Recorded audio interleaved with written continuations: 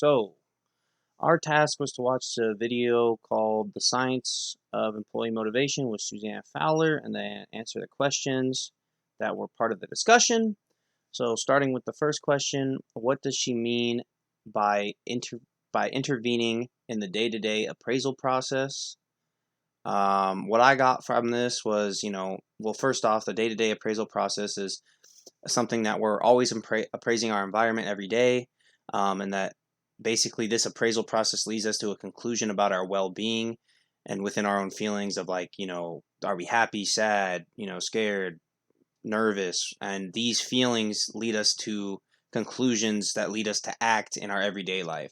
So we could be more motivated one day based off of feeling, or less motivated because we don't like where we're working, and that'll lead to different levels of motivation.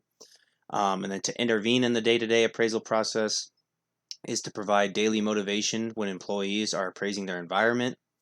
That's essentially the way I understood how this concept was, is like essentially you ask the why um, behind their whatever they're doing. So it's like, if they're doing work, you ask them like, or if they're on a project or working out or whatever, ask them the why they're doing that, provide the why, and that should help them understand and become more aware of their own appraisal process, in order to be more motivated throughout the day or week. Why is the daily motivation important? I feel like I kind of just answered that.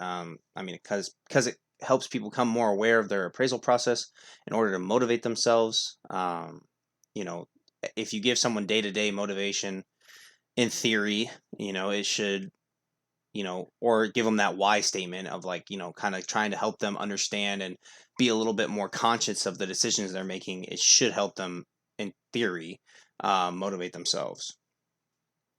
In what ways can managers provide daily motivation, or can they?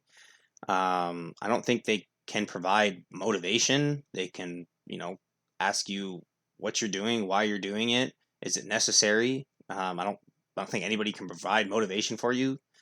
That's not something that's ever been proven, at least in my opinion.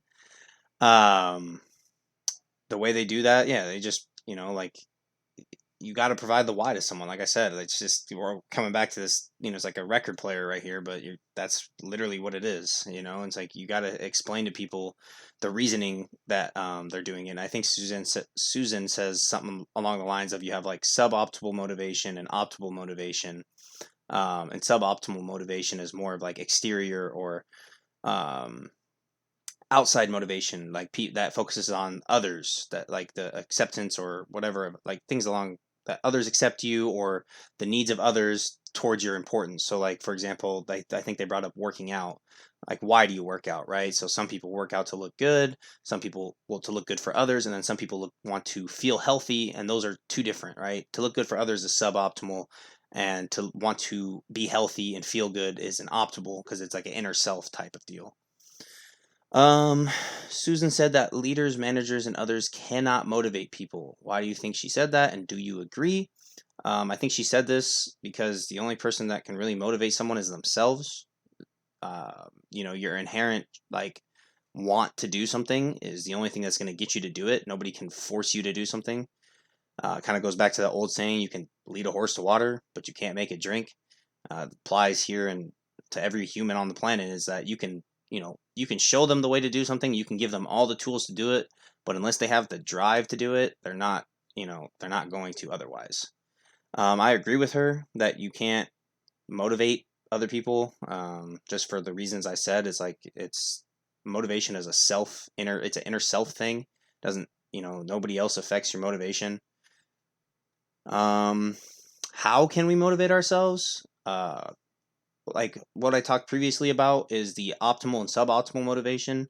So that need for change. So recently, like, I've been working out, for example, and I started working out with a couple of my friends just to try and look good to go out, and then I got some good days in working out, but I changed that motivation when I realized that I wanted to feel healthy, and I wanted to compete at higher levels when we work out or go play basketball, and I want to be better. Like, I just want to be overall better, feel like I want to feel better about myself, and I want to feel like I can do the things that I want to do in life and not have any hindrances. So that has driven my motivation level up, and has made me more aware of, when I need to go to the gym, and when I feel like I don't feel motivated, I can tell myself, well, this is your reasoning. And it's not because, oh, I want to look good for other people. It's because I want to be the best self that I can be. Do I agree that motivation is a skill? I don't. Motivation is not a skill in any sense, because to be a skill, you have to be able to improve it. You can't improve motivation. Like, it's a want or a drive. It's inherent. It's, you can get more motivated in a sense because something, it changes from a want to a need. I believe in the big concept of wants and needs. You can have things that you want in life and you can have things that you need in life, but it will never go past a need, if that makes sense. So a want is something like, oh, I want this for dinner, right? I want a steak. So you have an inherent amount of motivation to wanting to eat a steak for dinner. If you need that steak for dinner, if you're starving, your inherent motivation to have that for dinner is going to be way more than just, wanting it. And the same applies in every principle, right? So if I'm just wanting to work out just to work out, okay, I might go 3 days a week. But if I need to work out in order to, let's say, win a bodybuilding competition, or, you know, like I got a photo shoot for a magazine, whatever, right? Like, your need for that is going to increase your motivation. That's not a skill. You're not changing, you're not, getting better at motivating yourself. No, you're just changing your want from a need. And that's not a skill in any sense of the word. I think that's all the questions. So glad I'm hoping to see what you guys say, and I'm gonna try and respond to a few of you guys, and hopefully we get some good discussions going. Peace out.